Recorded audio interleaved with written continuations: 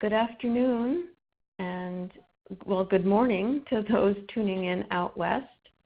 I'm Christy Truesdale, Deputy Director of the Children's Environmental Health Network, and I want to welcome you to our webinar, Building the Political Will for Child-Centered Policies. This is the final webinar of our 5-part series, Protecting Children's Environmental Health, the Blueprint in Action.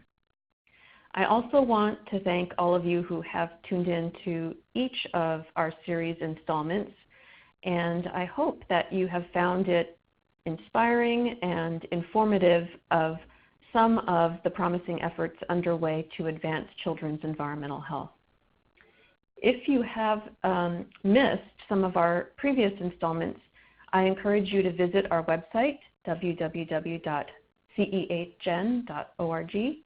and you can find all of the recorded webinars under the menu heading CEH Movement and then the sub-menu choice Education Series. So before we get started, I'm going to address a few logistical items. All lines are muted, and this will remain, they're all going to remain muted throughout the presentations except for our presenters.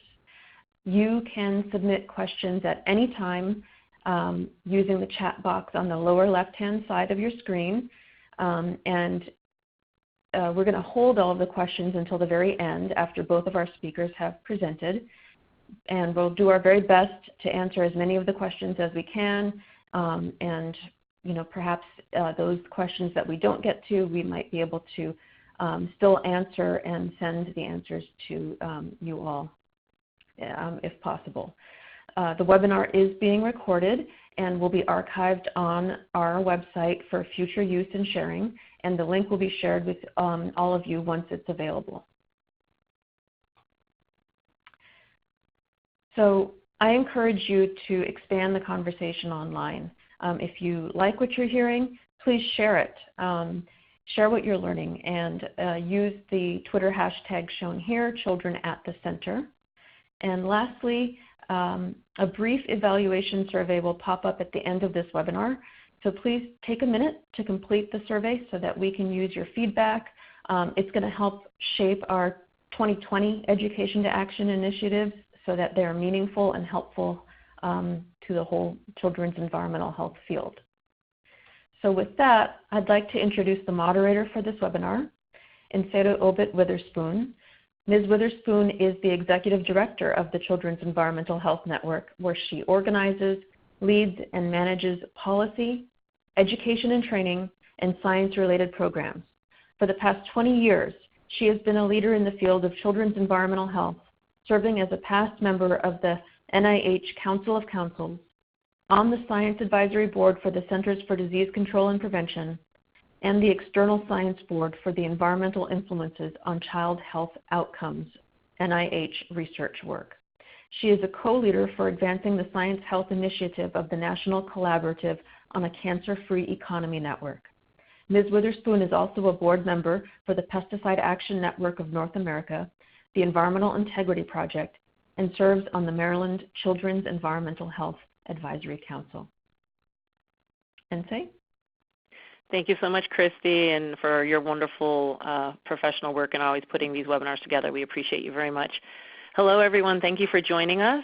We've got a great presentation today, and we're really glad to have you join us as part of our, as Christy mentioned, our Education to Action series, really mobilizing key themes that have been brought out in our blueprint for protecting children's environmental health. And Christy, the slides are not moving for me for some reason, so if you could advance them if it's possible. I'm not sure why they're locked on my end. Thank you. So for those of you that don't know, the Children's Environmental Health Network has been around almost 30 years. We're a national nonprofit. Our basic mission and fundamental mission, which I always say has been to ensure that all children have the safest and healthiest environments possible. I always say there should not be a need for us to be around for another 30 years, but unfortunately, I think by looking around, we still have collectively a lot of work to do. Great work has happened, but we've got a lot of work to do in the field. The basic premise to this blueprint, and it is available on our website at cehn.org, is that the next generation must be better off than the last, and that we have a whole vision statement in the beginning of this resource that identifies putting children at the center. And we released this back in 2015, and these issues are still extremely relevant, and the procedures and the priorities for all of us trying to work each and every day to try to ensure that we lift up vulnerable populations such as children. These are the themes that are in this resource: create knowledge and use existing knowledge, establish a connected children's environmental health community, marshal the engine of the economy, mobilize society to take action, and build the political will. As Christy mentioned, our 4 previous webinars this year covered the first 4. This last one here today for the year is going to be focused on building the political will, a very important conversation and set of activities that we all need to be thinking about how we can place our individual support in, as well as our collective regarding wherever we sit in our communities or leverage various associations and partnerships that we have. Next slide, please. We are very honored today to have 2 presenters. We're going to be hearing from Susan Hansen, environmental scientist and National Tribal Toxics Council member for the Shoshone-Bannock tribes. And a little bit more, just briefly, in her responsibilities, she works on the National Priority List Superfund sites, mining reclamation sites to ensure toxic and hazardous contaminants are identified and remediated, minimizing exposure to the tribal communities, which is extremely important. And then we also have Michelle Mebane is the Associate Director of U.S. Policy for 350.org.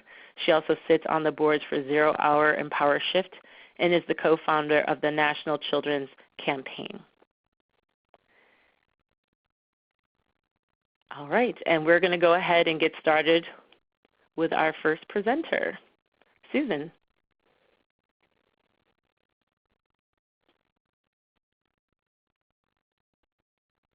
And Susan, if you're talking, you might have to take yourself off mute, *7. I am off mute.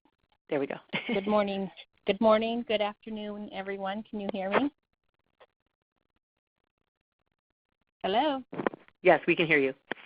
Okay. Thank you for taking the time to log in and listen to our presentations. Today I'm going to be talking about, as is listed in slide number 2, an overview of tribal status, some of the unique ingestion and harvesting exposures, why those are so critical to be factored into risk assessments, a little bit about some of our regulatory programs, and how those require these risk assessments, tribal exposure conceptual site models, some very specific tribal risks and concerns, and then existing health disparities that we already have in Indian country. Next. So tribes are very unique. There's 573 sovereign nations in the United States, all federal agencies, but ones that we work with a lot to clean up contaminated sites, the EPA, the United States Forest Service, the BLM, branches of the CDC. All of these federal agencies have a trust responsibility to the tribes. And what that really means is that there's special relationships that the United States government has entered into with these tribes. There's a source, the federal responsibility to Indians from the federal government is to support tribal self-governance and economic prosperity. These are duties that stem from the government's treaty obligation and guarantee the tribes that they will protect tribal communities and respect their treaty. And that might seem as, it's there and we know this with the federal agencies, but it just doesn't always happen when we're working through these programs and get into the minutia of cleanups. Federal agencies are supposed to be meeting with sovereign nations on a government-to-government basis when there is an issue that could actually impact tribal communities. And finally, tribal traditions and cultures, depend upon a healthy environment. Next. So risk assessments are part of regulatory programs. Superfund or programs that clean up national priority lists, RCRA, the Resource Conservation and Recovery Act, these are the programs that deal with the day-to-day hazardous waste. TSCA, the Toxic Substances Control Act, the Clean Water Act, the Clean Air Act, permitting NEPA for new mines, all of these regulatory programs, when there is going to be an impact to a community, and specifically a tribal community that I'm talking about, require risk assessments. And risk assessments are basically they drive the cleanup. If there's no risk, there's going to be no cleanup. And these risk assessments work to estimate the nature and probability of adverse health effects. Those could be exposed to contaminated media, and herein lies the uniqueness of tribal communities. Because these risk assessments drive the cleanup, if there's an improper assessment and higher levels of contamination are left on site, the very people that are supposed to be protected may not be. And the exposure assessment are parts of the risk assessment, and these are the parts of the risk assessment that we at the tribes have been working very hard on, as well as a number of the national work groups, to ensure that these regulatory agencies are taking into consideration the very unique exposures that tribal communities have. Next. TSCA, the Toxic Substances Control Act, actually has very specific language that requires that says that any risk factors, including an unreasonable risk to potentially exposed or susceptible subpopulations, should be identified through the process. And TSCA is a program that looks at any new chemicals coming into commerce. The tribes under TSCA are looked at, and they certainly represent a potentially exposed and susceptible population. Next. So when we're doing risk assessments in the conceptual site model, this slide just depicts some of the various exposure parameters and ways that tribal members, and specifically kids, can be exposed and are unique to different tribes. Some that I may just point out is pottery making.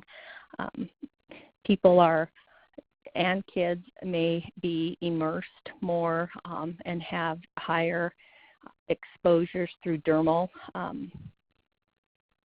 exposures to contaminants. Also, when they're gathering their foods, higher ingestion. If they are wading in streams and that water may be contaminated. A lot of non-standard housing in tribal communities. Next. So tribal populations consume greater amounts of fish and spend longer time in the environment.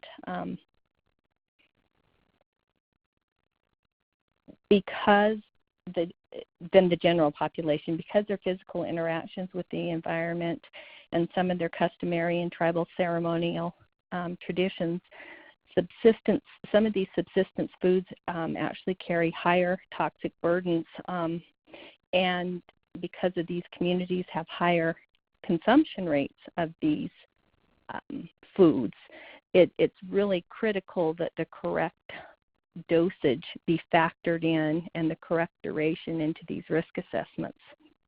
Next. These are just some pictures that depict some of the cultural and customary gatherings of food, hunting, spearfishing. Next.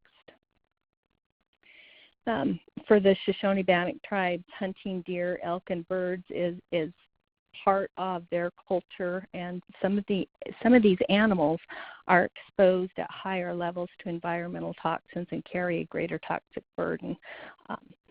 The tribes bring home these wild game, and they feed the community throughout the year. Tribes have the ability to hunt, fish, or gather in any unoccupied lands of the United States. So many times if there is a ceremony or a cultural gathering, they may go out and, get 4 or 5 deer or elk and consume it right within a day or two. It's not just the Shoshone-Bannock. These next few slides show the difference and how these communities use the various native species. The Tohono O'odham Nation people have relied on the Sonoran Desert as a food source for eons. They harvest their wild foods, the cholo buds, the cactus fruit, the prickly pear, acorns, mesquite bean roots. Next. The Yukon Delta serves as a gathering for wild species of acorns. Children help gather some of the roots from the delta, and absorption of contaminants from the water and the sediments and soils can occur, and ingestion from the consumption of these food sources. Next. Berries in the delta, kids help gather these berries. And again, there's very unique exposures in terms of the duration that kids are exposed to. Here is in the Yukon some fish gathering, and again, just the timing that they're out in the environment and exposed to the different contaminants if they're present. Next. It just shows the YUROK tribe, members of the YUROK tribe gathering lamprey ill, and again, the excess duration and the use of these resources. Next, the Aroostook Band of the Micmacs, again fishing and gathering of native plants. Next. The cultural importance of hunting and fishing, it's not a recreation, as we continually must educate some of the federal agencies. The hunting and fishing and gathering throughout Idaho, Montana, and Nevada has been relied on for centuries and is allowed for by the treaty. But many times when we're factoring these exposures into risk assessments, they may be looked at as a recreational source, and the duration is very limited. And again, then this leads to exposure scenarios that don't represent what the communities are exposed to. Next. As discussed, tribal communities consume extraordinary amounts of wild game. They bring home to the community wild game to store in freezers, and children consume them year-round. At some of the mining sites, selenium has been found in high concentrations in internal organs of wild game with consumption advisories. Next. Consumption advisories are just they're not an option for tribes. The tribal lifeways are a way of living. It's not a food preference or a recreational hobby. To ask them to answer to unacceptable contaminant levels or to post warning signs rather than to clean up leads to excess exposure to the communities and much higher exposures to the children. Current risk assessments are not accurately capturing or protecting tribal lifeways. And again, the work of our tribes, we are working with federal agencies to try and ensure accurate ingestion rates, as are a number of the different work groups. Here's next. a number of examples of exposures that need to be considered. A lot of untreated water for ceremonies, drinking, and bathing. There's a preponderance of outside activities and activities that use resources gathered from the outside, like basketry. The duration of exposures are longer for multiple reasons, including tribal communities stay put. They usually live out their entire life within the reservation. They work. Many of them work at home. They eat local foods. So if their foods are being contaminated by an industrial source or mining, that's the food that they're eating. They have traditional diets, and a wide range of those foods aren't considered in the standard Western risk assessments, and much of the housing is substandard. Next, there's some more examples of exposures that should be considered that are very specific to Alaskan communities. There's restricted access to grocery stores. There's many unplumbed homes and less access to hand washing. Marine animals are consumed by all ages, and the fats, where many contaminants are stored, are consumed by infants. And again, these are lifetime residents, and many times the sediment, contaminants in the sediments lead to exposures because of partial body immersion when they're collecting rice or plants in the delta, or shellfish or reeds that they use to make baskets. Next.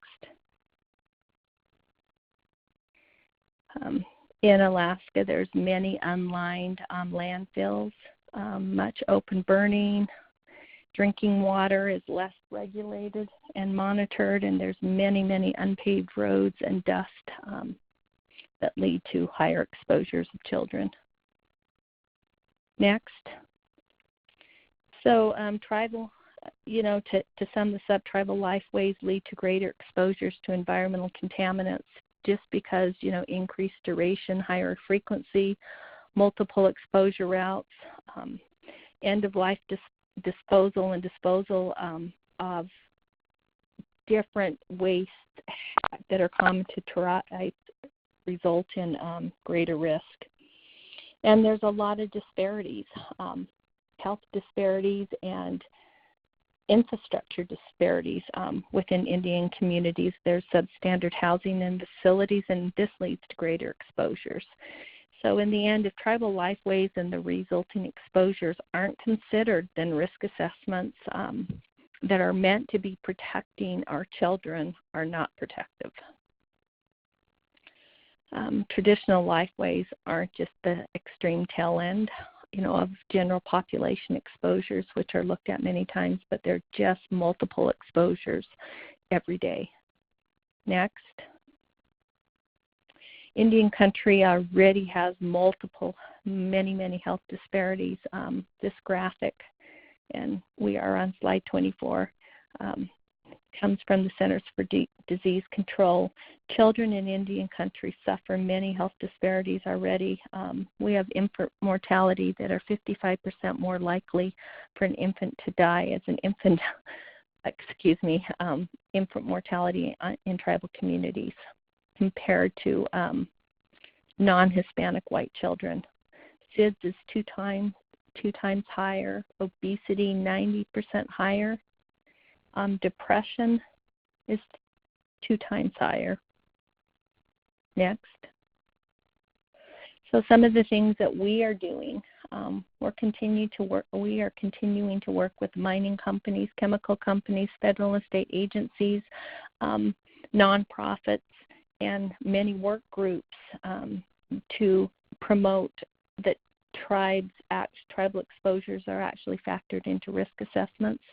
We're continuing to work with our elected officials to ensure that they understand the relevance of these risk assessments. And we continue to remind folks that if it's entering the environment, tribal populations will most likely be exposed in very unique ways and unique durations. reminding folks of the link between the ecological risks and human health is key in tribal communities and for children, and that every plant and animal is likely a food or medicine for tribes, including the most susceptible in this community, which are the children and the elderly. Next. And you can skip that slide. And any questions? That's all I have.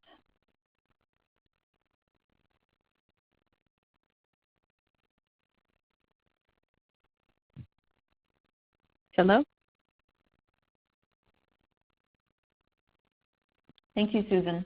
I think we're holding our questions until the very end. Okay. So please, everyone, please feel free to enter your questions into the chat box, and we'll make sure to save some time at the end for them. But next up, thank you again, Susan, for an excellent presentation.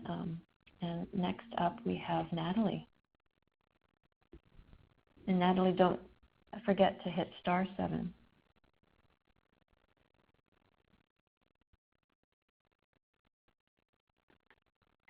Hi, everybody. Can you guys hear me? We sure can. Great. Thank you so much for having me here today. I'm Natalie Mebane. I am the co-founder of the National Children's Campaign. I'm also Vice President of Government Relations and Public Policy. I also work at 350.org as the Policy Director. And so I'm going to give sort of a brief overview of the work that we're doing in National Children's Campaign and overall our activity in the youth climate movement, and some just kind of a snapshot of some of the highlights over the past year of accomplishments and our partnerships with other youth climate orgs as well. And I believe I can change the slides. Yep, I can change the slides on my side. So just a history of the National Children's Campaign. We were actually just founded this year in March of 2019. We're a national, nonpartisan, nonprofit organization that serves as a catalyst to inspire and empower America to make children a priority by promoting health, education, safety, economic, and environmental security through the power of media, grassroots internet partnerships, business and community leaders, celebrities, and subject matter experts. And so we actually work on a variety of issues, as you can see, seeing at the bottom. My particular expertise is in the environmental field. So I'm mostly presenting on what we're doing in the environmental field, since that's the work that I lead for the team. And so just to kind of give a background of working in the youth climate movement overall, the youth climate movement, of course, is nothing new, but we have seen a huge resurgence in the last 2 years or so, last year and a half, that has really taken over the world in terms of activism. Many of you have seen the different climate strikes that are taking place around the world on different scheduled times. The one on September 20th was the largest one, where over 7 million people worldwide took place to march on September 20th, and then also another date on September 27th. And so National Children's Campaign is working very closely inside the youth climate movement. We're an organization that is founded by, we have originally 4 adult founders, but also a youth founder, Jonah Gottlieb, our youth executive director. And so we work sort of in a partnership with youth as well. So we also have youth representatives that are in our organization that lead on different initiatives, different issues, and then our executive director is also a youth, he's 17, Jonah Gottlieb. And so we're working it as sort of a partnership between both adults and children in order to sort of have the experience that adults have in terms of working in the field, but also having youth representation as the leaders of the org. And so our first activity that we did in terms of when we launched in March of 2019, was we had a Children's Climate Lobby Week, and this was in conjunction with Schools for Climate Action. Schools for Climate Action is an organization that was started by a teacher in California, Park Guthrie, that essentially passes climate resolutions with different school boards across the country. And so the idea is that children go to their school boards, tell them that climate change is the most important issue facing their generation and facing the world, and that they would like their school board to acknowledge that climate change is real and that we have to act on it. And so they've passed well over 100 resolutions across the country and passing new ones all the time. And the idea is that you can organize kids right where they are at school. And so you don't have to, they don't have to wait till they're older and do this as a career. Right now in middle schools, high schools across the country, even elementary schools, it's really training kids to take action and to lead in this movement in order to pass climate resolutions in their own schools, in their own school boards. And so in March of 2019, the National Children's Campaign hosted, along with Schools for Climate Action, a Lobby Week Summit, and over 200 kids participated from across the country. The picture on the right is a picture of the entire group standing in front of the Capitol. The picture on the left is a member-level meeting they had with Senator Sanders. The person in front of the screen, if you see kind of in a blue jacket on the right-hand side looking right at Senator Sanders, that's our Youth Executive Director, Jonah Gottlieb. And overall, they split up for a period of a few days, and they visited every single House and Senate office and delivered a climate resolution that had been passed by a school board in the country. And so this was a huge day of action. There was also a actual town hall type summit as well on one of the days, where we had different senators come and speak, different House members, as well as different youth that were participating, telling their stories of why they started climate action. So that was our kind of our kickoff as National Children's Campaign as an organization. This summer, we were partnering with the youth climate organization 0 Hour. So I'm also a part of 0 Hour. I'm an adult mentor for 0 Hour, joined back in January of 2018. And so that's sort of how we're all working in conjunction, working in partnership. And so 0 Hour, along with National Children's Campaign, hosted a Miami Youth Climate Summit, which took place July 12th through 14th in Miami, Florida. And it had about 350 participants that came to the Convention Center in Miami to learn overall how to make a difference in this movement. They were trained as activists. They had speakers such as Gina McCarthy, Bill McKibben, Greta Thunberg Skyped in for us, and we had a strikers panel with her and a representative from each of the different, every continent was represented, and so they had strikers that were leading that strikes panel. And overall, just really teaching youth that they can be leaders in this movement. And National Children's Campaign, we conducted, a little child led this part of it, conducted a lobby training for everyone in terms of how to reach out to your elected officials, how to schedule a meeting with them to talk to them about climate change, and also how to follow up with them as well in terms of creating that relationship with your elected officials. We also, as National Children's Campaign, were able to secure 8 videos from presidential candidates speaking directly to the summit participants. So we invited all the different presidential candidates to come to the summit. And of course, with timing and things like that, they weren't able to make it.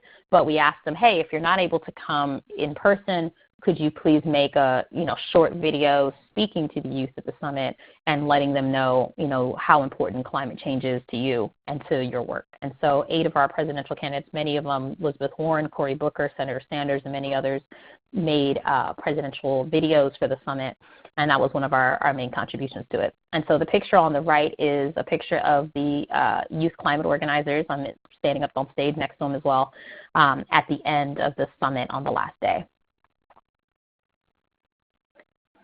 So coming into just what happened just recently, actually, in September, I know so many of you know that Greta Thunberg was in the U.S. She just left a short time ago and should be arriving, I believe, or actually arrived just yesterday or the other day in Spain. So youth climate strike with Greta Thunberg. So as a policy director now at 350, I was tasked with planning a youth climate week with Greta Thunberg and other youth that were coming. And so we kicked it off on September 13th. That was the climate strike in D.C. that Greta attended as well.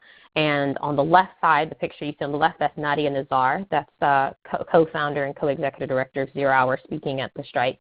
And overall, it had about, I would say, around 3,000 people. It was a very large strike organized in about 3 days because we had very little warning to know exactly when it was happening. And so it was 350.org, 0 Hour, National Children's Campaign, Fridays for Future, and a large strike in D.C. in front of the White House. So it was really inspiring. They also did made it a bit of a march, kind of impromptu, decided to march as well in front of the White House, and had dozens of youth speakers talking about why they're here and why they're striking. And so that kicked off our Youth Climate Lobby Week, which began on September 16th. So just a snapshot of the lobby week. It was a very, very full time from the 16th through the 18th. So just jumping through and sort of what these pictures are. The first one, you probably recognize the main person in that picture, Representative Alexandria Ocasio-Cortez.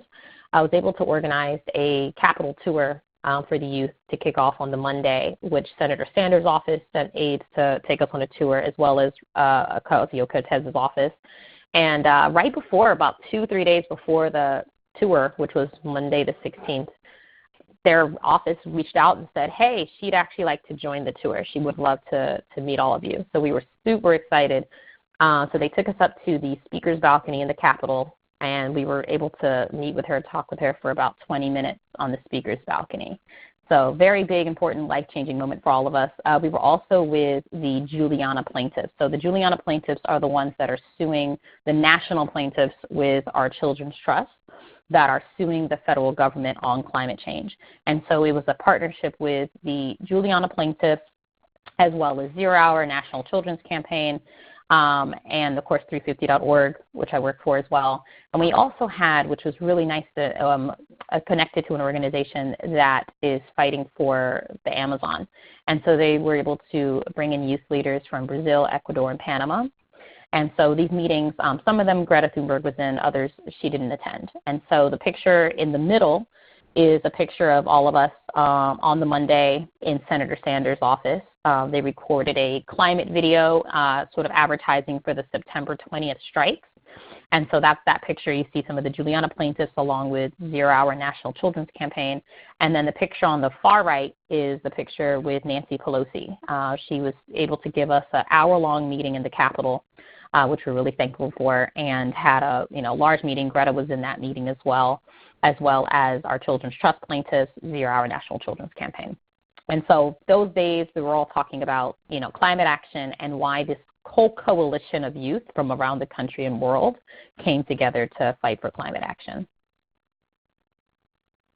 So youth climate hearing in the House. So during this time, I was planning this whole youth week of action. I started thinking, it'd be really great to have a hearing in Congress where all the witnesses are youth. That's not a common thing. It's not something that's really done so much. And so I was able to prepare a hearing with, it was actually a joint hearing. So very, very rarely hearings will actually join together and do a joint hearing together. So the House committee, it's actually the subcommittee, it's the House Committee on Foreign Affairs, Subcommittee on Europe, Eurasia, Energy, and Environment. They were interested in having a hearing. I let them know that, Greta was going to be in town this week, and we were trying to organize a hearing that she could testify in. And then the Select Committee on the Climate Crisis as well. And so they agreed. They actually came together, planned the hearing together, hosted it. And so we have our youth witnesses, Greta Thunberg, Jamie Margolin, who's the co-founder and co-executive director of 0 Hour, and Vic Barrett, who is one of the Juliana plaintiffs. The man on the right-hand side of the picture on the right, he was the Republican witness. I'm trying to remember his name. But he was a great witness as well, very supportive of climate action. And so overall, it was a great panel, great witness. And that was a very monumental hearing to finally have a space where the focus was purely on why youth are fighting for climate justice. And having that day, there was a great day that was on September 18th at 10 o'clock. So that all led up to the September 20th youth climate strike in Washington, D.C. and around the world. The September 20th strike, we estimate, had at least 10,000 people in attendance. It kicked off from a park and then marched in the streets to the Capitol. And it had a lot of great, very powerful speakers. Just overall, very inspiring. A lot of members of Congress, too. We actually had a surprise that the House happened to be in session that Friday, which is pretty rare. Usually the House is out of session on Fridays and Mondays. But they actually had a session that week, that Friday, and so members of Congress could hear the sound of the rally, hear the speakers, because the stage was right in front of the Capitol. As you can see from the picture on the right of the woman, that's Nina Berglund, who also spoke. She's been fighting Line 3 in Minnesota for years, which is a tar sands pipeline that is proposed and built. It's right in front of the Capitol. So many of the members of Congress came out, saw everything going on and were like, we'd love to speak and support the climate strike. So that was really great. And so, yeah, overall, the strike that actually just took place was last week, Friday, November 29th. It took place across the world. That was more of an internationally focused strike. And some groups did participate in that. And the next youth climate strike is going to be December 6th, this Friday. So if you are interested in attending the strike or supporting the strike or advertising the strike in some way, you can just click on that website if you have the slides. If not, just go strikewithus.org, and it will have an action network map of all the different registered strikes across the country and even some of them across the world. So if you do want to support, I know 0 Hour is also going to be participating in the December 6th strike, and they're really working as a kind of cohesive youth coalition for these strikes. So that was sort of the end of that. And then right after that strike ended, that was September 20th, that Friday, we jumped on a train that night. It was a very, very long week, as you can imagine. We jumped on a train that night and went up to New York because the next morning the United Nations Youth Climate Summit was starting. And so that was all day Saturday, September 21st.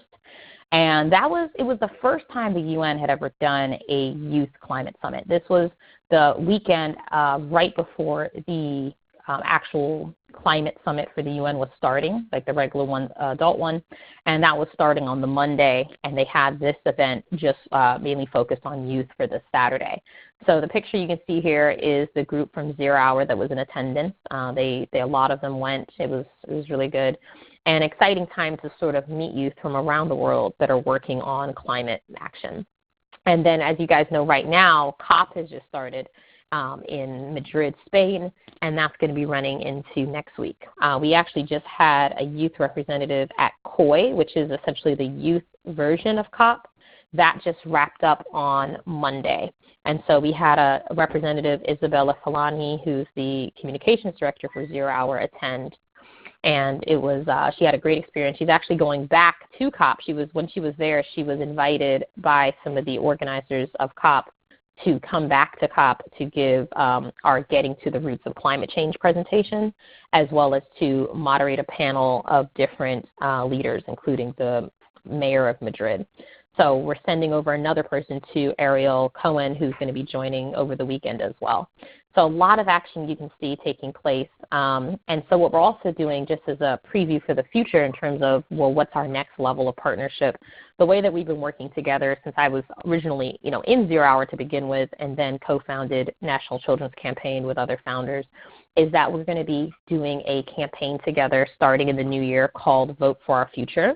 And this is going to be a campaign to mobilize youth across the country to vote in the 2020 election. So that is, Gen Z is going to be a very large voting bloc. And this is, for most of them, the very first election that they're going to be able to vote in. And we want to make sure that all of this energy from the strikes, from the mobilizations, that it doesn't just dissipate, that it's actually centered on, electing people that are going to help actually move forward on climate. And so look out for that campaign launching in the new year, Vote for Our Future. And it's a campaign with both 0 Hour and the National Children's Campaign working hand in hand. The goal is to work in different typical swing states across the country, like Pennsylvania, Ohio, places like that, to help mobilize youth and also educate folks on the Green New Deal and the importance of transitioning off of fossil fuels. So that's sort of the overview here, and I'm happy to move into the question and answer part. Thank you so much, both Susan and Natalie. Very informative. Really appreciate that. I'm going to start off with a couple questions and just remind our participants, please do just type your questions in the chat, and we'll try to get as many of those covered in the next 15 minutes or so. So the first question for Susan, could you please comment on how tribal governments work with state and local government officials with regard to environmental issues, challenges, etc.?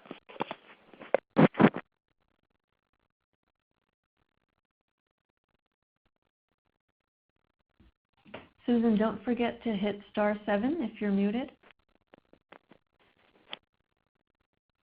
Okay, am I off mute? Yes. Yes, we can hear you now.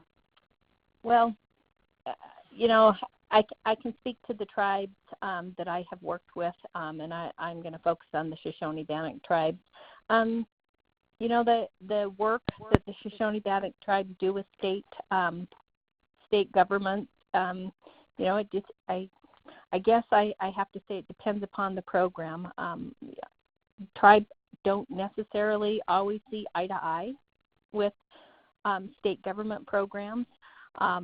There's a lot of state government programs that receive funding, and when the tribes put in for funding through the Bureau of Indian Affairs, under which it's called a 638 grant, to actually take these programs and run them themselves, sometimes the states actually lose that funding.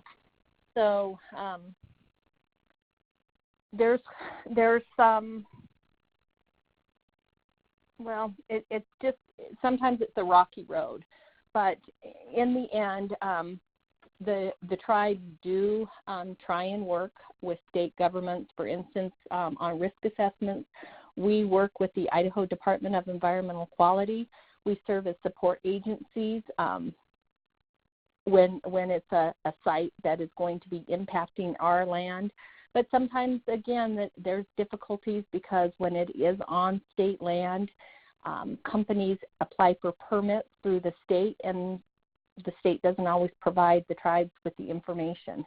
So it's definitely can be a challenge, and what I say is that it all comes down, again, to relationships.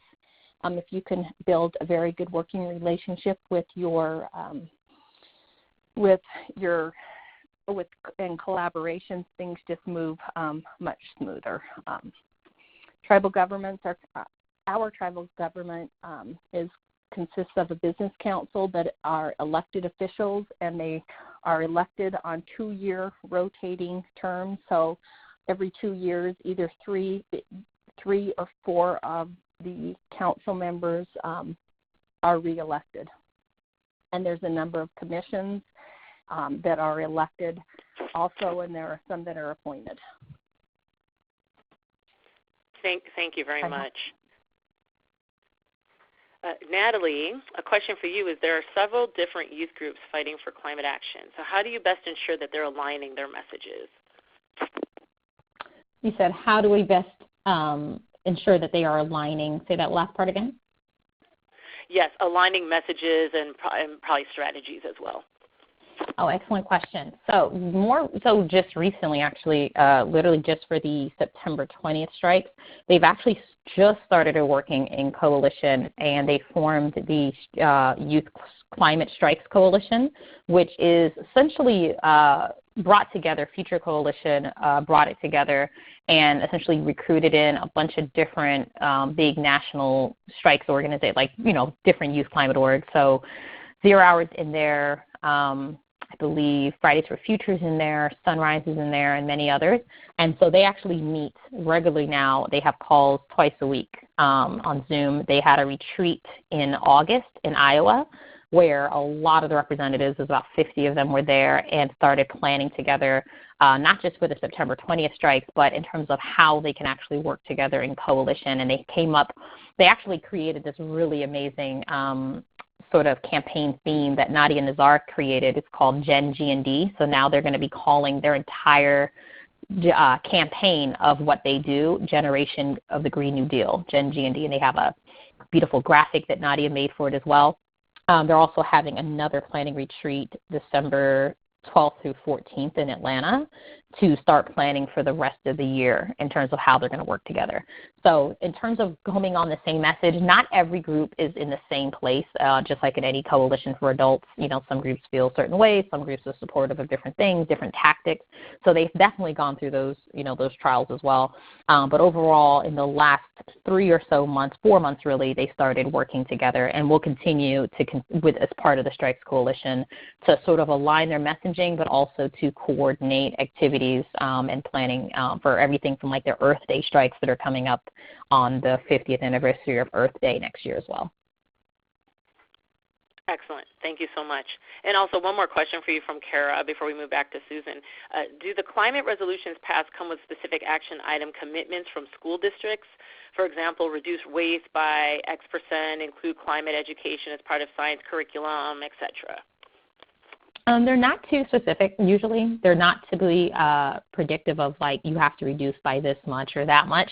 It's more so making sure that the schools recognize that climate change is the greatest threat, especially to the youth, and that they as a school board acknowledge that it's a problem and that they want the federal government, state governments to act on it. So very good question on that. They're not as specific, but we are actually thinking about updating some of them and creating new resolutions as things change in order to make them possibly a little more prescriptive. It's a little tougher because it's a different, different school districts across the country. But the idea is to encourage them to, like in terms of the school districts, to come up with their own plans of what they could do specifically for their school districts to reduce their pollution, to advocate for climate action, and also to, reduce their own impact as schools, such as, renovating buildings, clean energy buildings, things like that, energy efficiency. Excellent, excellent. Thank you. And Susan, could you speak to some of the tensions potentially between job creation versus environmental pollution that some tribes may face when you talk about maybe fuel extraction or maybe other forms of competing interests? Well, can you hear me? Yes. Hello? Okay. Well, that's kind of a difficult one.